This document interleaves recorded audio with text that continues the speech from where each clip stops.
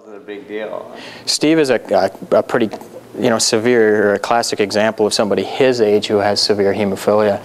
He grew up in a time before there was a really good, effective treatment for it. So he's living with the consequences today of things that happened before he was 10 years old. So he's really has arthritis head to toe, and it starts with, he's got arthritis in his ankles, and he has very limited motion. He can't dorsiflex more than, that's probably about 5 degrees short. That's his end range,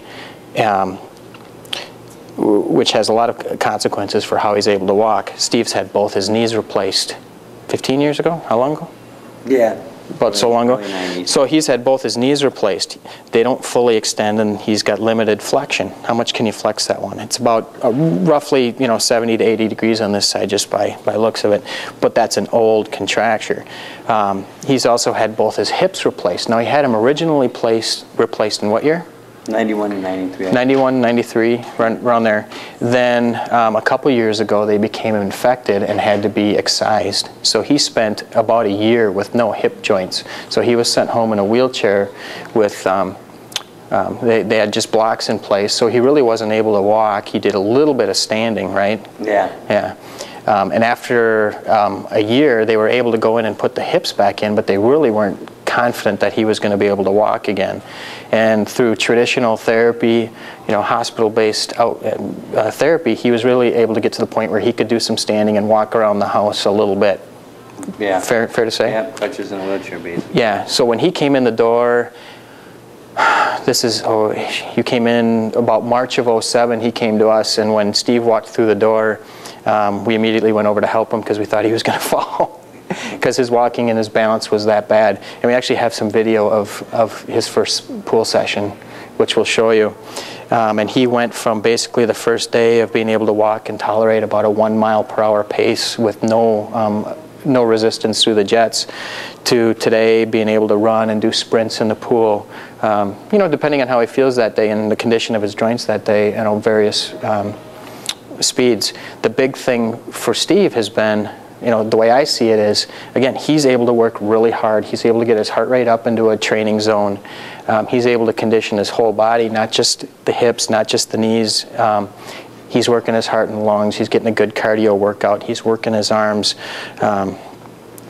And his whole level of function has increased with that. It's not about, did he get 10 degrees more motion in his hip, or did he go from a 3+ to a 4 muscle test grade? That's not what matters. What was really exciting is when Steve started coming in and saying, I stumbled on the sidewalk the other day and I didn't fall. I caught my foot on the toe, on a crack, or I caught my foot on the stair and I didn't fall. And then he came in one day and he said, yeah, I'm going camping this weekend. And you never thought you were going to be able to do that again, and you went with your family and camping. And then you came in, and this was August of '07, so you'd been coming in about 5 months. So from just being able to get around the house to, hey, I went to the state fair and I walked the whole thing with my family. Those are the things that we were really excited about, because that's what matters. I don't care about so much of how strong the muscle is as much as what does this do for him functionally. And those are the things that we were pretty excited about. And then it went on to, other things, being able to carry groceries, going grocery shopping on his own, and being able to carry things without worrying about falling, being able to go for a walk with the dog. That's quality of life.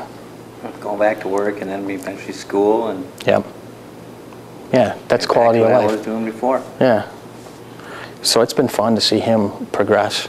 But he's not able, his options are, because of the severity of his joint disease, and being that it's, it includes his shoulders, it includes his elbows, hips, knees, everything in between. His choices are limited. He can't get on a treadmill and work that hard, get his heart rate up there without causing another problem. So the pool has just been a perfect venue for him, and he's able to do this without any, training-induced injuries, training-induced bleeding episodes. And because of his overall improvement in fitness, he's also been able to start on weightlifting programs, working on, closed chain exercises out in the gym, and he's now strong enough to tolerate that without exacerbating his condition.